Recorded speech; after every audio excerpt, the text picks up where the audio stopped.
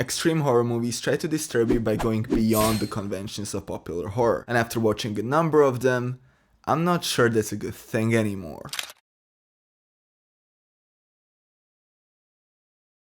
If you are a part of the horror community, you've probably seen this image more times than you've showered. And for the people who don't know, this is the Disturbing Horror Iceberg. It's a ranking of horror films into tiers based on how disturbing they are. Above the water we have films from the Conjuring universe, The Ring, Oldboy, and of course, each tier gets worse and worse. Now, I'm not going to sit here and lie to you that I watched all or even most of the films. I didn't go beyond tier 4. Because once you start going deeper, a lot of these aren't even movies anymore. A lot of them are just straight up illegal material or recordings or compilations of different forms of violence. And that's where the real issue with extreme cinema starts. I quickly want to talk about the iceberg itself, because I don't know what the author has been smoking, but the dude, I need some too. Putting Oldboy into tier 1 is an absolute batshit take. Sing 7 or A Nightmare on Elm Street are as disturbing as Itchy the Killer or The Human Centipede 2, I mind you 2, should land you in a mental institution. And putting Terrifier on the same tier as A Serbian Film makes me want to get a second lobotomy. A lot of these movies focus on, and oh boy, Papa YouTube won't like this, torture, sexual violence, fetishes, death, and the insane wombo combos of all of them. Actually, an overwhelming chunk of the iceberg focuses on torture and sexual violence. And the targets of the acts are more often than not women. But that's a whole other big conversation, and if you would like me to dive into that as well, let me know. I also want to add that if you decide to search or, God forbid, watch some of the more intense movies, well, I definitely do not recommend that. Please be careful and have in mind the repercussions that come with it.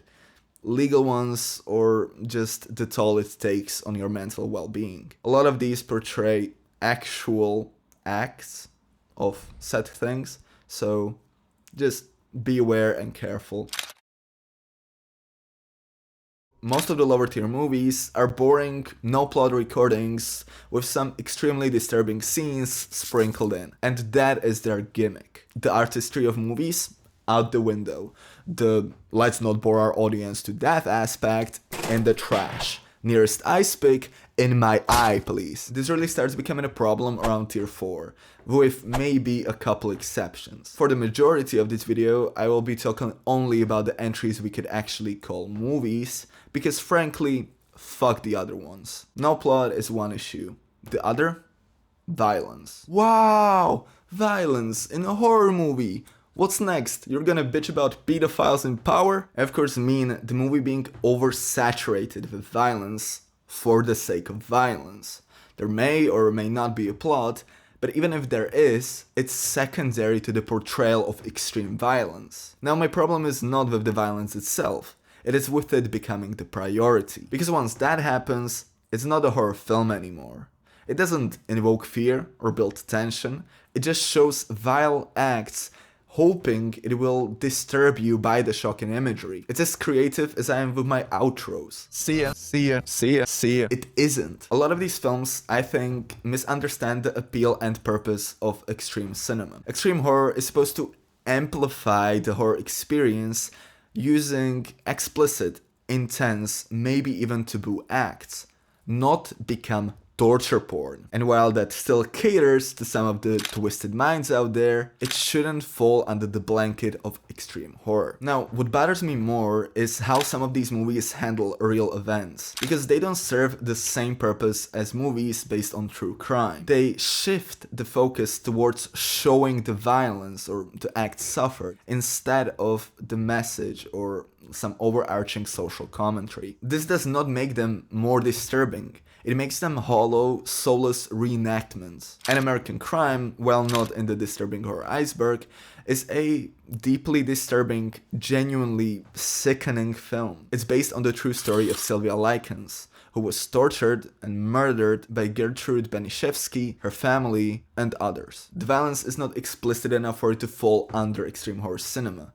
Yet, it is one of the most gut-wrenching films I've seen in my life, more than some of these entries. However, An American Crime is not just a compilation of torture scenes. It follows Sylvia's story, intertwining it with the trial that took place after her death, and it also shows scenes of the neighbors ignoring the screams from Sylvia, providing effective social commentary, some meaning, context. And at the end, the movie tries to provide an emotional catharsis for Sylvia and the audience, which can be seen as a positive or a negative thing. I am not here to discuss that today. Now, I'm obviously not saying that explicit films are wrong. That would make me a hypocrite. I'm saying that extreme horror cinema needs to find a balance between explicitness and the reason for it. That's what makes a film disturbing. How it's done right. Martyrs, one of the more well-known entries of extreme horror, and rightfully so.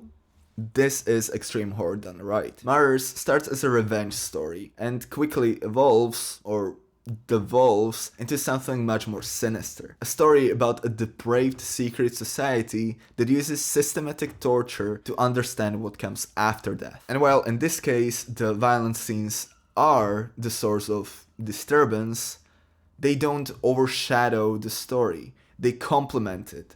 Completed. I want to touch on a few more films that are basically the staples of extreme horror. The Poughkeepsie tapes. I actually really like this one. It is messed up, don't get me wrong, but again, the plot dominates.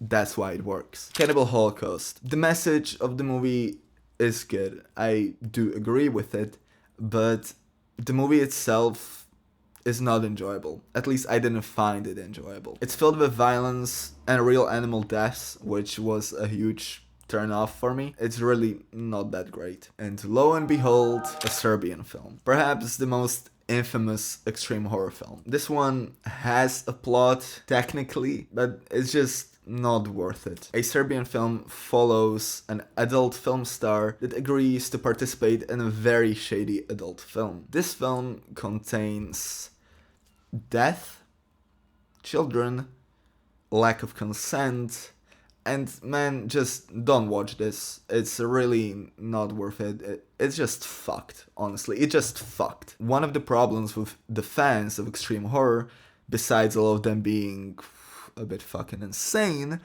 is that many treat these entries like trophies, boasting or flexing how much of this messed up material they've been able to sit through and how it didn't affect them. And that's a problem. First of all, I don't think there's any value to watching almost all of the lower tier movies, meaning like tier 4 and downwards. All it does is desensitize you towards the actual act. And suddenly you don't feel so strongly about it anymore, and you search for more. You try to feel something, you try to be disturbed. That's what you're looking for. That's not good. It's just not worth it. And of course, it's your life or their life. They can do whatever they want. The overarching issue is that it supports films that often exploit people because they are more focused on the shock value, the sensation, than the dignity and health of the people filmed, which is obviously very dangerous. However, it also negatively influences the subgenre. If there is an audience for these no purpose, no plot, just filth films, there are filmmakers who will keep making them, further distancing extreme horror from actual horror and any real audience at all. And at that point, why even pollute the art at all?